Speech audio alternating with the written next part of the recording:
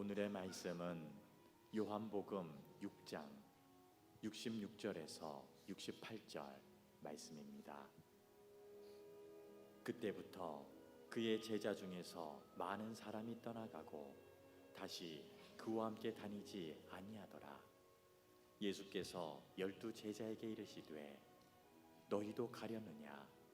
시몬 베드로가 대답하되 주여, 영생의 말씀이 주께 있사오니 우리가 누구에게로 가오리이까? 아멘. 김학중 목사님은 오늘 대전의 한 교회가 오늘 봉헌 예배를 드립니다.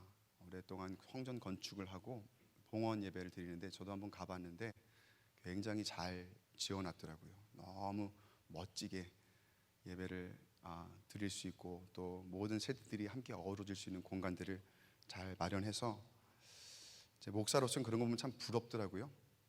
잘 지어놓은 교회에 목사님이 미리서부터 이제 약속이 돼 있으신 바람에 오늘 봉헌 예배 인도하시러 대전에 내려가셨고 오늘 이 강단에 제가 오늘 여러분과 함께 말씀을 나누기 위해서 섰습니다. 오늘은 양식을 대하는 우리의 자세라는 제목으로 함께 요한복음 6장 66절에서 68절의 말씀을 가지고 함께 나누도록 하겠습니다.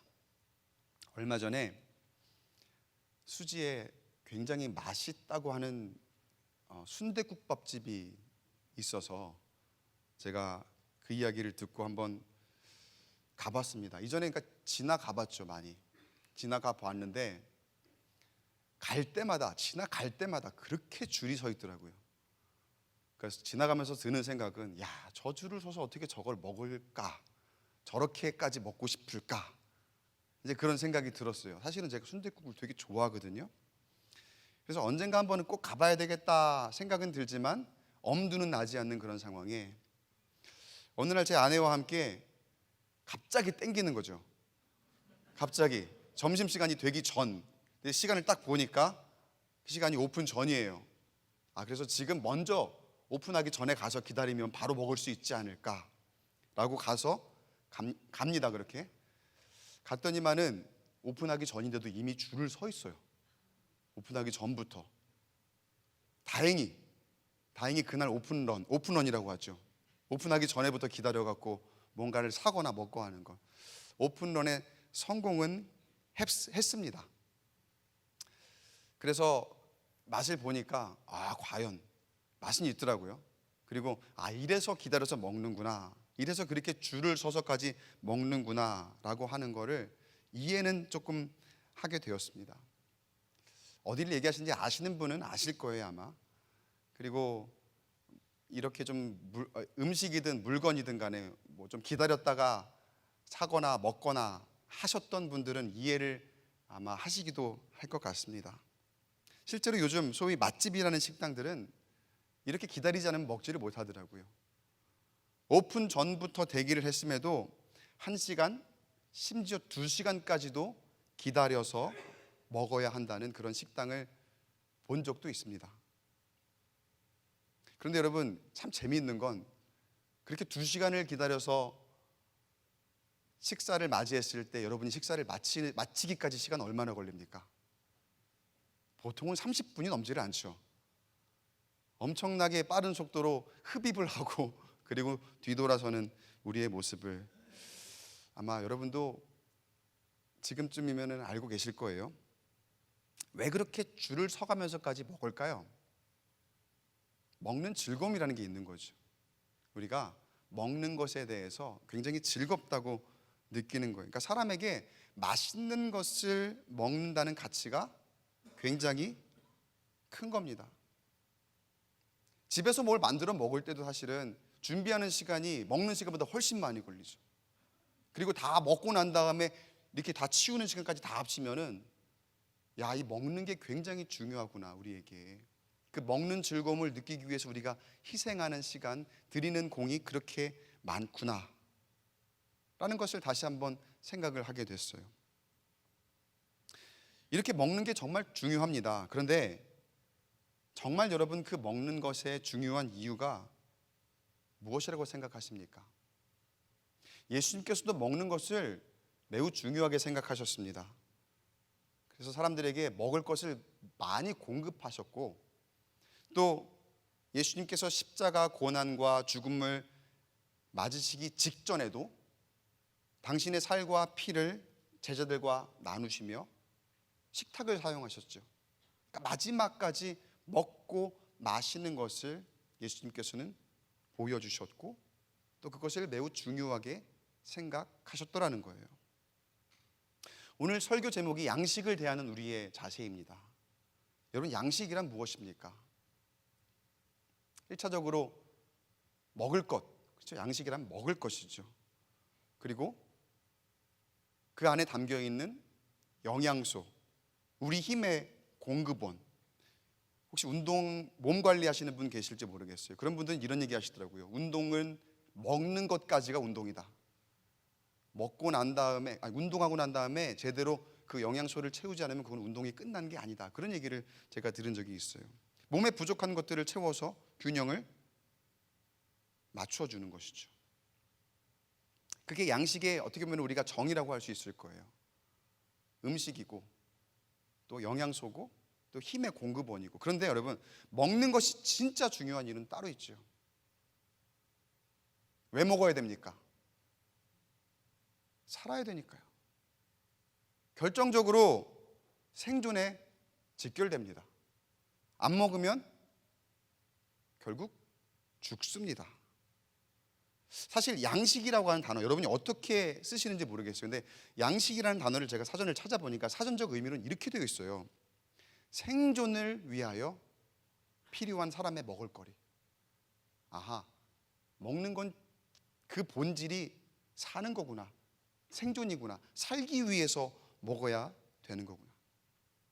제가 지금까지 육의 양식에 대해서 말씀드렸지만 우리에게 여러분 더 중요한 양식이 있습니다. 그건 바로 여러분 영의 양식이에요. 영의 양식. 육의 양식이 없으면 몸이 죽지만 영의 양식이 없으면 영이 죽어요. 그 말은 곧 영원히 죽는다는 것을 의미합니다. 오늘 요한복음 말씀을 제가 나눌 텐데요, 요한복음에 여러 가지 표적이 등장을 합니다. 사람들은 예수님께서 보여주시는 그 표적들을 따라다닙니다.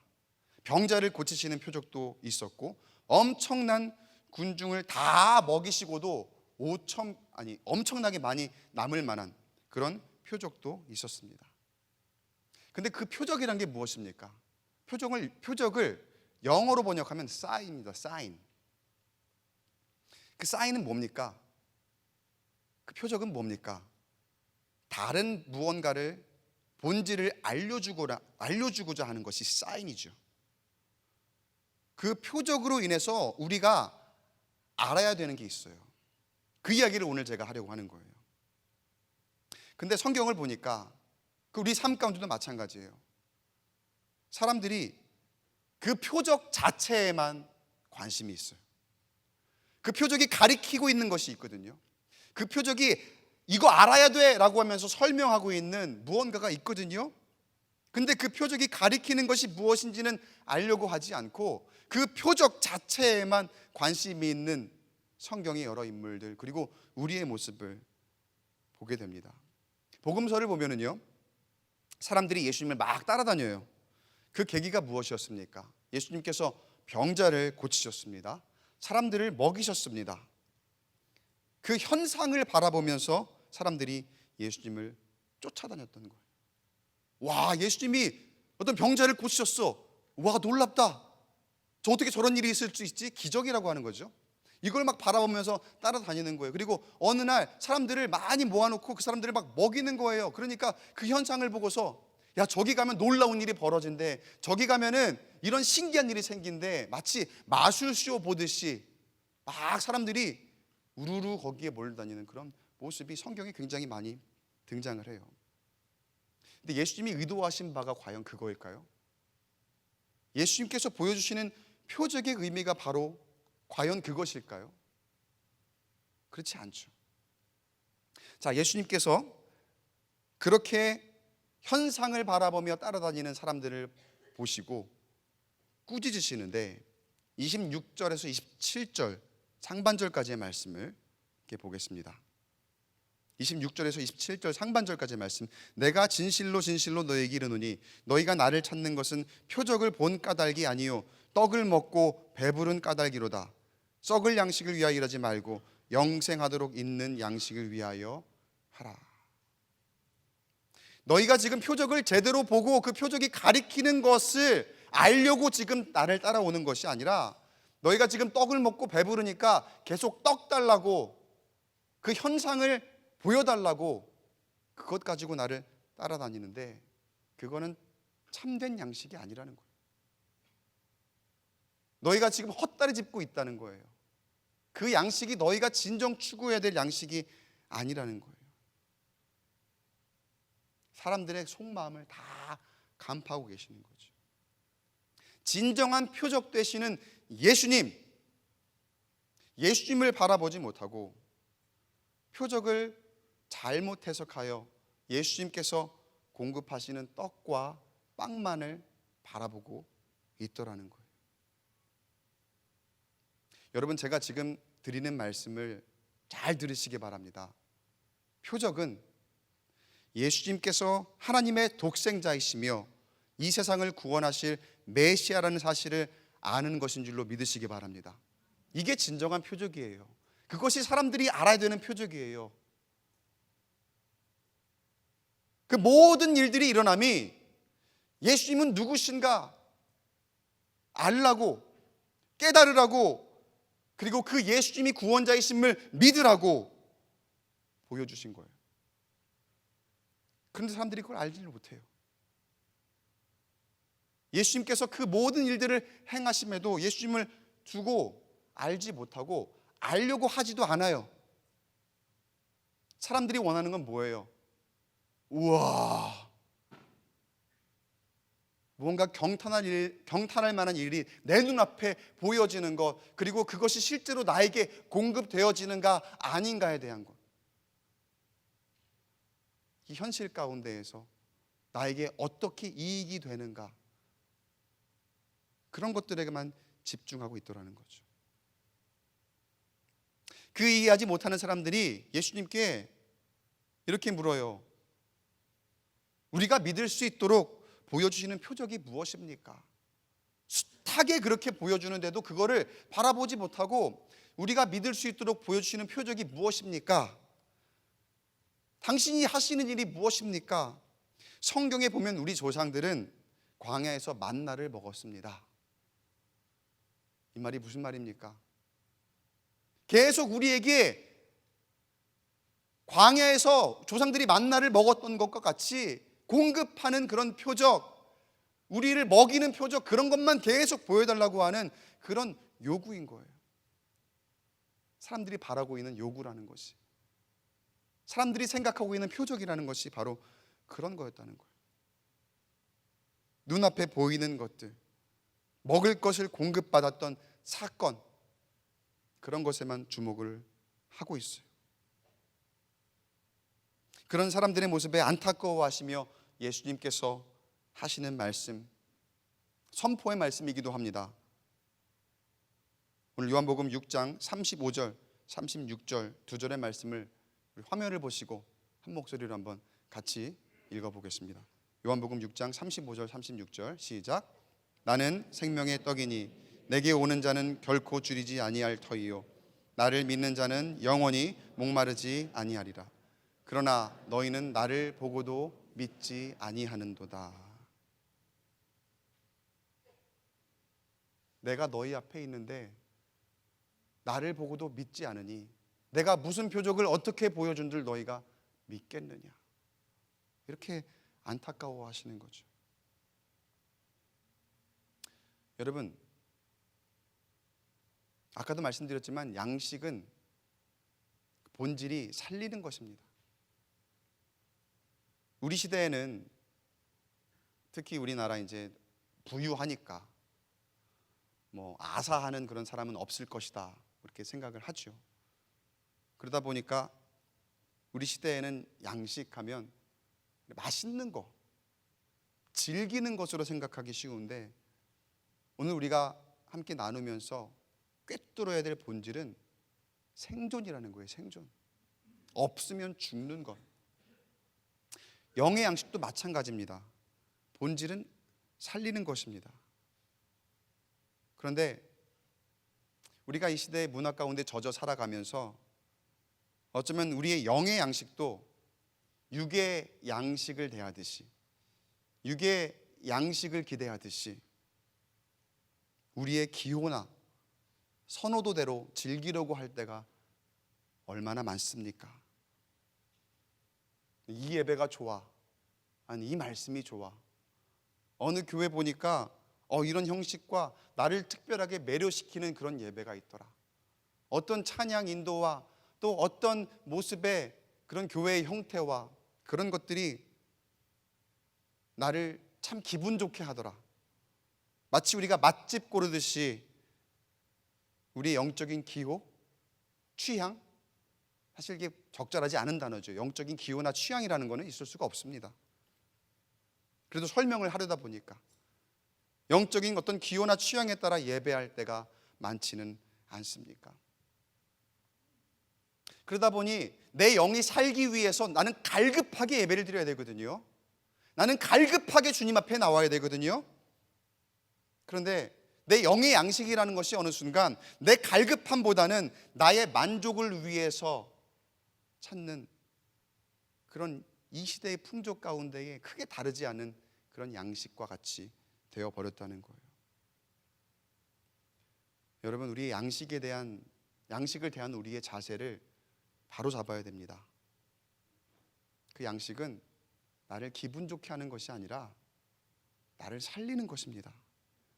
내가 살기 위해 반드시 필요한 것이고요, 또 남을 살리기 위해서 필요한 것입니다.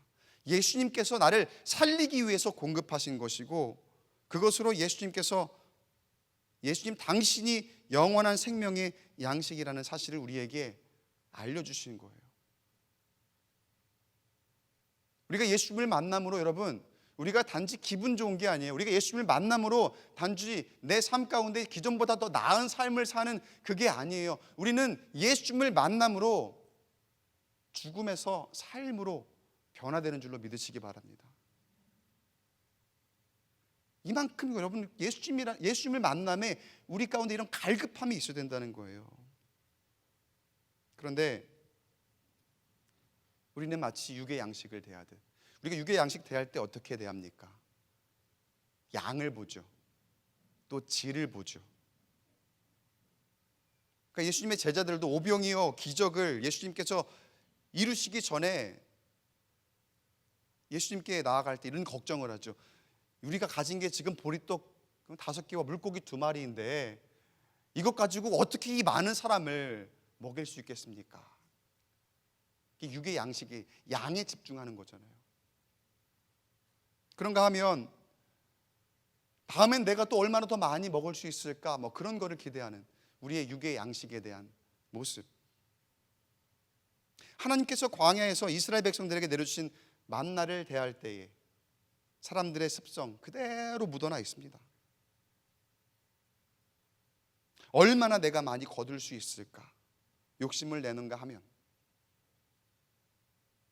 내가 광야에서 굶주려 죽는구나 그렇게 갈급할 때 하나님께서 만나를 내려주실 처음에는 살려주셔서 감사합니다. 와, 양식을 주셨군요, 감사합니다. 처음에는 그렇게 감격하다가 그 감사의 기도가 매일매일 만나를 주시는 그 공급에 대해 어떻게 변합니까? 어떻게 변질됩니까? 또 만나야? 다른 거 없나? 그 만나로 내가 사는데, 날마다 그 만나를 나에게 공급해 주시는데, 나를 살리시는 그 만나를 향해서 어느 순간은 또 만나야? 내가 좀 이렇게 즐길 만한 거 없나? 내가 조금 더 이렇게 나를 기분 좋게 할 만한 것 없나?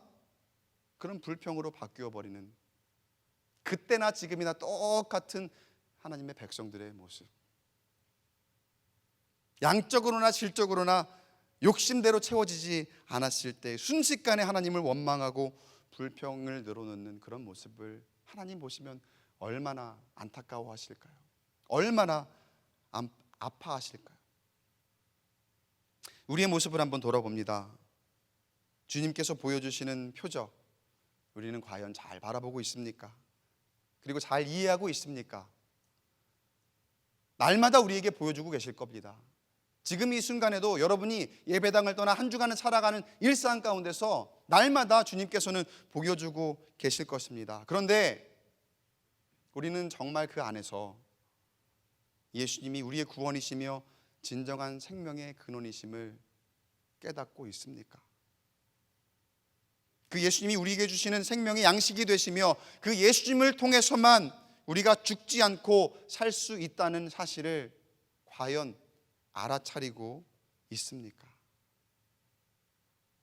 아니면 여전히 우리도 이스라엘 백성들처럼 내 만족을 위한 양식을 어떻게 하면 더 잘 즐길 수 있을까에만 집중하며 불평, 불만 일색이지는 않습니까?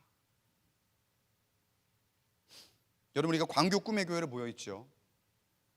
교회의 목적은 무엇입니까?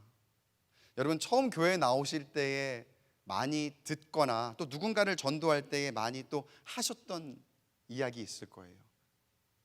교회 가면 잘 된대, 교회 가면 복 받는데, 교회 가면은 사업이 잘 되고 문제가 해결되고 또 예수 믿으면 낫는데. 아마 들은 분도 계시고 또 전도를 함에 여러분이 믿지 않은 사람에게 예수 믿으면 복 받습니다, 예수 믿으면 질병이 치유됩니다, 그런 이야기를 한 번쯤은 해보신 적도 있을 거예요. 틀린 얘기 아닙니다. 맞습니다. 예수 안에 그런 능력이 있고 예수 안에 그런 소망이 있고 그런 놀라운 표적, 그러니까 우리에게 보여주시는 많은 일들이 있습니다. 그러나 여러분, 중요한 질문은요, 과연 그게 목적일까 하는 거예요. 예수를 믿는 목적이 그것입니까? 우리가 교회에 나오는 목적이 바로 그것입니까? 양식의 목적과도 같은 맥락입니다. 본질은 생명이라는 거예요. 여러분, 교회 본질도 생명입니다. 교회는 살리는 곳인 줄로 믿습니다.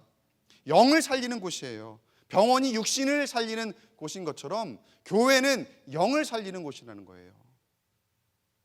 물론 교회를 통해 병도 고치시고 병도 낫게 하시고 또 문제를 해결하기도 하십니다. 그러나 하나님께서 교회를 통해 그런 표적을 보여주실 때 우리가 그 현상에만 매여 있을 것이 아니라 그 표적을 통해서 우리가 알아야 되는 사실은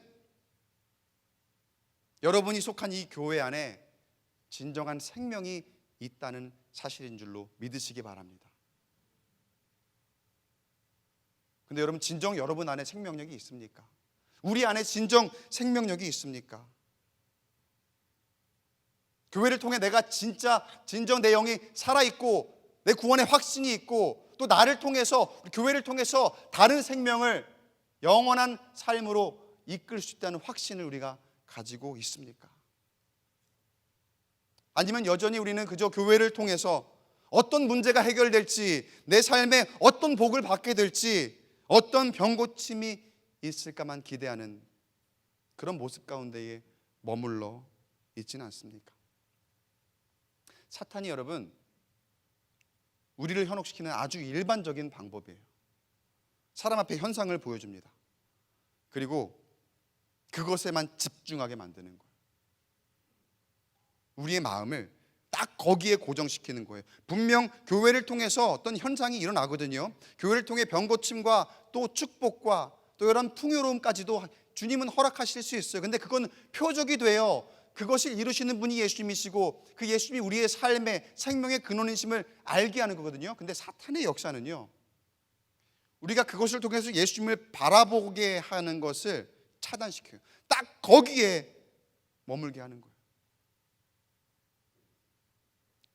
그래서 진정한 생명이신 예수님보다 사람 보게 하는 거예요. 현상 보게 하는 거예요. 보이지 않는 건 절대 믿으려 하지 않고 내 눈에 지금 당장 보여야 돼. 지금 내 눈앞에서 나아야 돼. 내 눈앞에서 지금 문제가 해결이 되어야 돼. 그걸 가지고만 내가 믿으려 하니 그렇게 예수님에 대한 믿음은 점점 사라지고 그렇게 교회가 생명력을 잃어가는 안타까운 모습을 발견할 때가 너무나 많아요. 사랑하는 성도 여러분, 영의 양식을 대하는 우리의 자세를 한번 점검해 봅시다. 우리는 진정으로 살리는 그 영의 양식을 대할 때 우리가 육의 양식을 대하는 정도라도 정성과 노력을 보이고 있습니까? 1시간 예배를 드리기 위해서 2시간 이상씩 운전해 오시는 분들, 또 송구 영신 예배 같은 거 있으면은 정말 3시간 기다려 갖고 자리 앉아서 그 예배 드리려고 하는 그런 경험들은 한 번씩 있으실 거예요. 그러나 정말 내가 주님 앞에 예배하는 것을, 내 영의 양식으로 채우는 것을 마치 그 맛집에 가서 오픈런 기다리듯이 그 정도의 정성과 노력으로 갈급한 마음으로 주님 앞에 나오는 우리의 열정이 있습니까? 내 영이 살기 위한 거거든요, 이거는요. 그런데 그 정성의 예배를 내가 진정 하나님과 드리며 하나님과 소통하고 있습니까? 그리고 그렇게 우리 교회가 하나님 보시기에 합당한 교회가 되어 있습니까? 바라기는 우리의 일반적인 믿음을 넘어서서 그동안에 우리의 믿음이 혹여나 내 만족을 위한 모습이 조금이라도 있었다면 다시 한번 오늘 말씀을 통해 우리가 맛있는 음식 기대하고 기다리는 노력과는 비교할 수 없을 만큼의 영의 양식을 대한 우리의 열정을 더욱 키워나갈 수 있게 되기를 간절히 축복합니다. 자, 그런데 사람들이 그렇게 예수님께서 하신 말씀을 듣고 분위기가 심상치 않습니다. 어떤 분위기가 이어지느냐? 41절, 42절 말씀 한 목소리로 같이 읽어보겠습니다. 시작.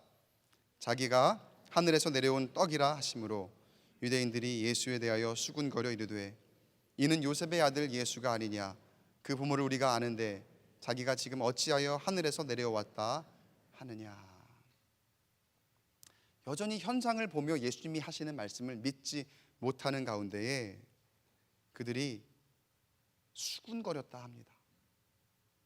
내가 저 예수의 아버지를 아는데 어떻게 예수가 하늘에서 내려온 떡이라 이런 헛소리를 하느냐 라고 하면 사람들이 막 수군거리는 거예요. 그러니까 자신들이 보는 현상만 놓고서 판단을 하는 거죠. 야, 요셉의 아들이 이상하게 됐네, 뭔가 조금 약간 이상하게 된 것 같은데 라고 하면서 자기네끼리 막 수근수근거리는 그런 모습. 근데 수군거리다 라는 이 표현 안에는 단순히 뒤에서 속닥속닥 뒷말을 한다는 얘기를 넘어서서 비방하고 비난하고 비판을 한다는 그런 의미가 그 안에 담겨 있습니다. 여러분, 사람들은 그래요. 자신들이 보고 싶은 거 보고 싶은 대로 보죠. 그리고 듣고 싶은 것만 듣는 그런 습성이 있어요. 그리고 말할 때도 아무렇게나 말하죠. 그러니까 사람에게 받는 상처, 사람끼리 주고받는 그런 상처가 얼마나 많이 있습니까? 근데 사람들이 성경에 보면은 수군거린다라는 표현이 많이 나오거든요. 근데 수군거릴 때의 공통적인 이유가 뭐였냐 봤더니 자신들의 예상대로 그 사람이 움직이거나 말하지 않았을 때, 좋은 말로 하면 자신들이 그 사람에 대한 기대가 있었는데 그 기대대로 되지 않았을 때에 보면은 늘 수군거리더라고요, 뒤에서. 누군가에게 기대를 하고 있었어요. 누군가를 바라보고 있었어요. 근데 내 생각대로, 내 예상대로 하지 않으니까 순간 어떻게 되는 거예요? 적이 되는 거예요. 저 사람이 내 뜻대로 하면 내 편이라고 생각했는데 어느 순간 갑자기 적이 되는 그런 모습. 말씀을 묵상하면서 우리 안에 관계, 꼭 교회뿐만 아니라 사람들과의 관계들을 한번 바라보게 됩니다. 우리 안의 관계를 보면 너무나 좋았던 사람들이거든요. 잘 지냈던 사람들이에요.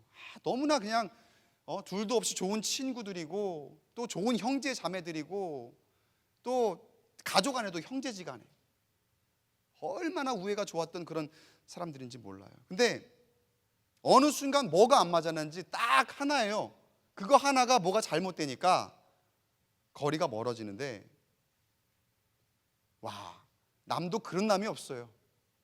주요 문제는 보통 이제 뭐 형제지간에는 돈인 경우도 많이 있고, 또 어떤 그 감정적인 문제, 자존심을 건드리는 그런 문제, 또 형제지간에 그 자녀들끼리 그 은연중에 비교하지요. 비교하다가 누가 뭐 어느 대학을 갔고 누구는 고졸이고 막 그런 걸 서로 얘기하다 보면은 감정이 상하고, 수십 년을 함께 그렇게 잘 지내오던 그 형제가 어느 순간 갑자기 적이 되어버리는 그런 모습. 멀리 갈 것도 없어요, 사실은요. 부부간에도 그렇고요, 교회에도 그래요.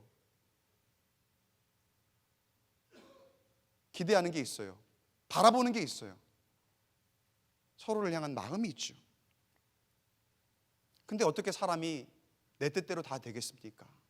그런가 하면 내가 뭐 내 뜻을 다 말하는 것도 아니고, 내 뜻대로 되지 않을 수도 있습니다. 내 기대대로 되지 않을 수도 있습니다. 그게 당연한 것이고, 어쩌면 그게 우리 사람들의 불완전함일 것입니다. 그리고 여러분, 절대로 어디서든지 내가 생각한 것, 그리고 내가 기대한 것이 다 맞다고 생각하면 안 돼요. 거기서부터 불통이 일어나더라고요. 그런데 그냥 내 생각대로, 내 기대대로 하다가 뭐가 틀어지면 거리가 멀어지죠. 거기서부터 수군거림이 시작되는 거예요. 다른 데 가서 사람 얘기를 하죠. 오만 가지 이야기를 여기저기서 늘어놓는데, 아마 그로부터 자유로운 사람은 아무도 없을 겁니다. 여기 있는 사람 중에 어느 사람이라도. 근데 그때에는 내가 그게 실수라는 걸 알지 못해요. 당장에 내가 막 억울하고 내 감정이 막 그러니까 누군가에게도 이 얘기를 좀 해야 될 것 같고, 누군가 내 얘기를 들어주면 그것으로 내 어떤 그 스트레스가 해소가 되는 것 같고 하니까, 우리가 여기서도 저기서도 막 수군거리고, 약점, 허물 얘기하고, 내가 그 사람 다시 봤다, 야 이런 면이 있더라. 친구들한테 가서 결혼한 지 이제 뭐 몇 달, 1년, 2년이 되고 나니까, 야 우리 와이프가 보니까 사실은 이렇더라, 우리 남편이 보니까 사실은 야 내가 이거 이런 줄 알았으면 결혼 안 하는 건데, 그런 이야기들을 실수인지 모르고 막 하는 거죠. 근데 여러분, 다른 사람은 몰라도 배우자 흉은 어디 가서 보지 마세요. 그거 진짜 누워서 침 뱉기더라고요. 배우자를 흉을 보는 거는 결국은 내가 선택해서, 내가 그 사람이 좋아서 내가 결혼한 사람인데 내가 잘못한 거죠. 그러면 그 내가 잘못했다는 거를 드러내는 거거든요. 그런가 하면 교회를 향해, 또 목회자를 향해 수군거림. 얼마나 교회에 기대가 있겠습니까, 여러분? 그 얼마나 목회자에게 거는 기대가 있겠습니까? 내가 이 교회를 왔는데 교회에 거는 기대, 그 나름대로의 내 가치 판단의 기준이 있고 내 철학이 있죠. 교회는 이래야 되고 목회자는 이래야 되는 아마 그런 모습들이 다 있을 겁니다. 근데 그게 모두가 다르거든요. 그런데 교회를 바라보고 목회자를 바라보고 어떤 장로님을 바라보고 성도를 바라보고 누군가를 바라볼 때에 여러분의 기대대로 되는 게 다 맞는 거라고 절대로 단정 짓지 마세요. 결코 그렇지 않습니다. 그리고 내 기대대로 되었을 때에 혹여나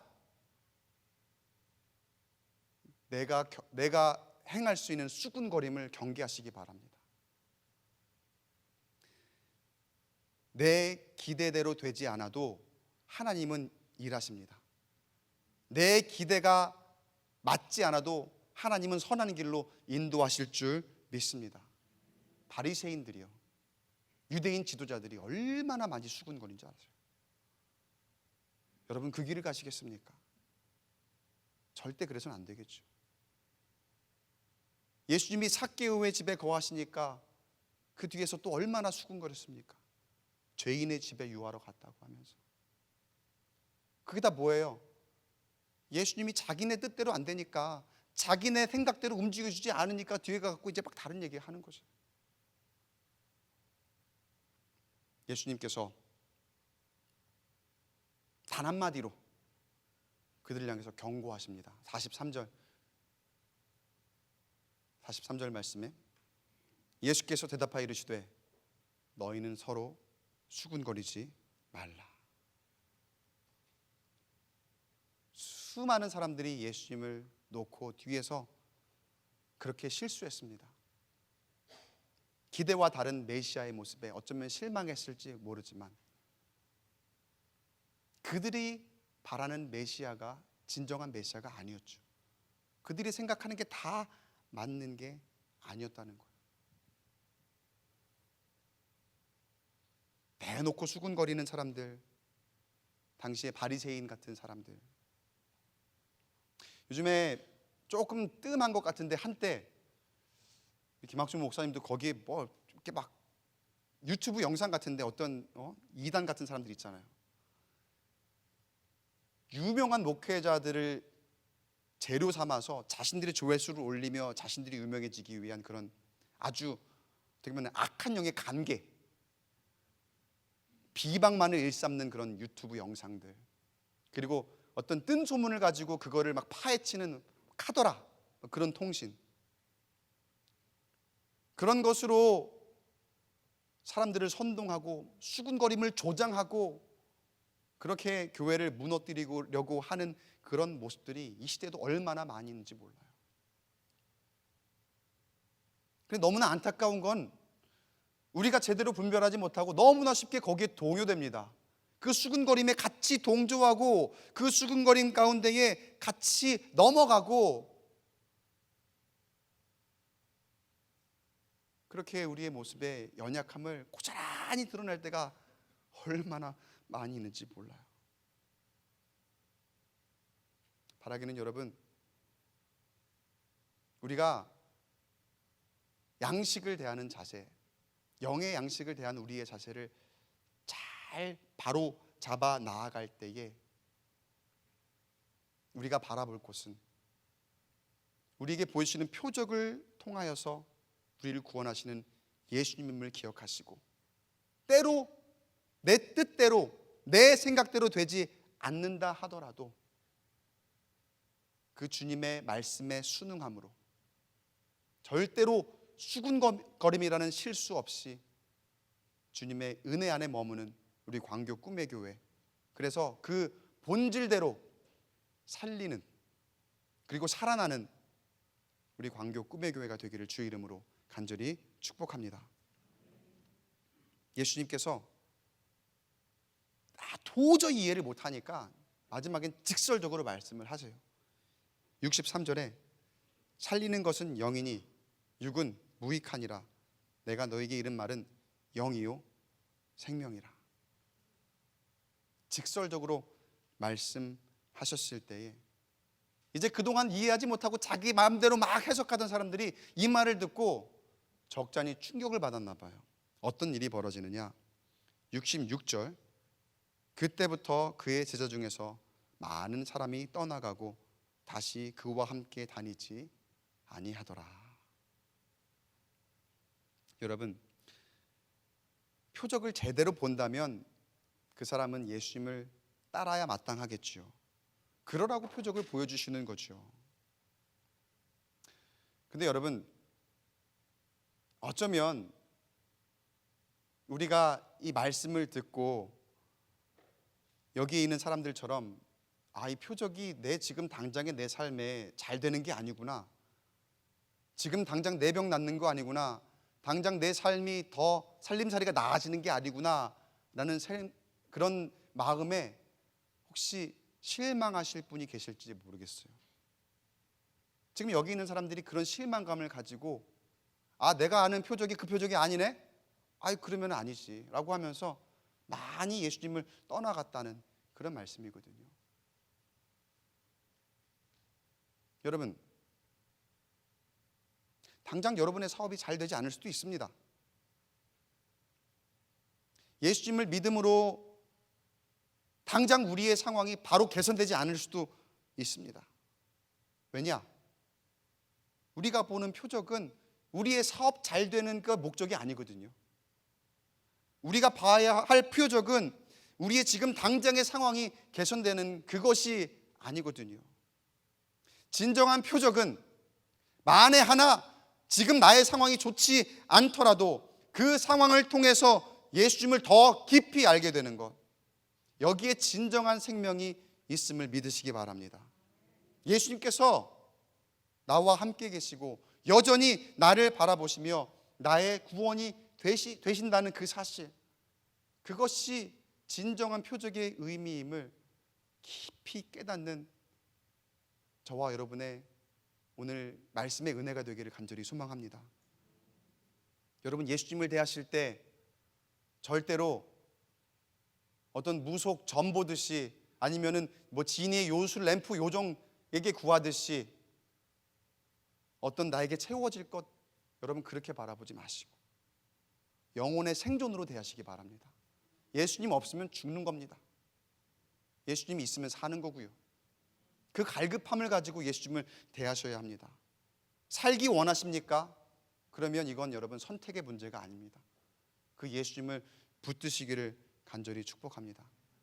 예수님께서 마지막으로 제자들에게 묻는 물음, 68절 말씀, 예수께서 12제자에게 이르시되 너희도 가려느냐.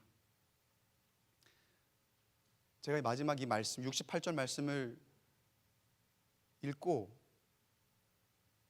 좀 이렇게 울지 않을 수가 없었어요. 제 모습이 너무나 찔리는 거예요. 예수님이 저에게 물어보시는 것 같아요. 김 목사야, 너도 갈 거냐? 그러니까 목사도 거기에 대한 찔림이 있어요, 여러분. 저도 표적을 잘못 볼 때가 너무나 많더라는 거예요. 하나님, 이거 지금 보여주시고 이거 보여주시고 내가 지금 이게 부족한데 왜 이런 것들을 안 채워주십니까? 근데 예수님이 이 말씀 가운데 마지막 질문에 내가 지금 당장 그거 안 보여주면 너도 갈 거냐? 여러분에게도 물으십니다. 너희도 가려느냐? 여러분, 당장 내 눈앞에 보이는 거 없으면 여러분 주님 떠나실 겁니까? 지금 당장 내 눈앞에 문제 해결되지 않으면 주님 떠나시겠습니까? 혹시나 그런 마음 가지고 내가 이 자리에 앉으셨다면 다시 한번 내가 표적을 잘못 보았구나. 주님이 나에게 보여주시는 표적, 나를 살게 하시는 진정한 그 구원의 열쇠 다시 나에게 허락해달라고, 내가 주님 붙잡겠습니다, 주님 바라보겠습니다, 주님 따라가겠습니다, 그렇게 결단함으로 영원한 생명을 누리시는 우리 광교 꿈의 교회 온 성도 여러분이 되시기를, 그리고 부활의 일상 가운데 살아가시는 우리 모두가 되기를 주의 이름으로 간절히 축원합니다.